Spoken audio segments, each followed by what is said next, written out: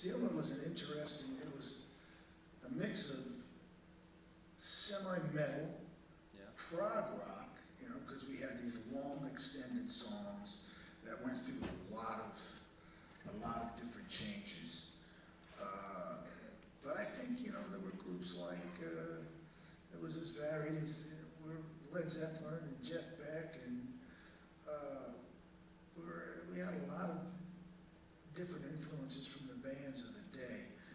There was some blues, but it was pretty concentrated on a very intense sort of, it was a semi-metal music, you know, but it got very, very popular in the area, and,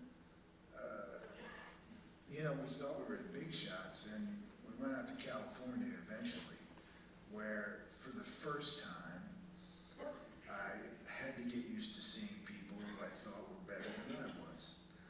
And up until that time, locally and in the area, I really hadn't seen that many people that were better than I was.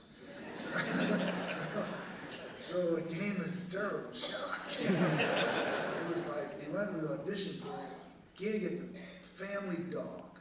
Family Dog was a very well-known ballroom by Seal Rock in San Francisco. And there were 3 or 4 bands, and a couple of them were okay. We came on, we thought we blew the roof off the place. And then a band came on after us who were slyly very good. Didn't have a big show, but had a few really good singers, good songs, and could really play, and they got the job. And I mean, we'd come 3,000 miles for that job. It was a long way, and we thought we had it, you know. And of course the guys, well, we got robbed and this, you know.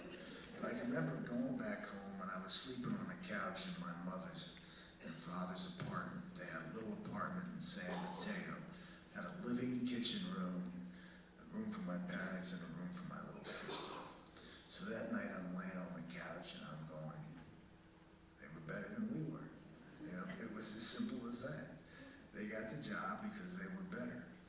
So I started to think, I don't know, something's got to change, you know. Take the trip back.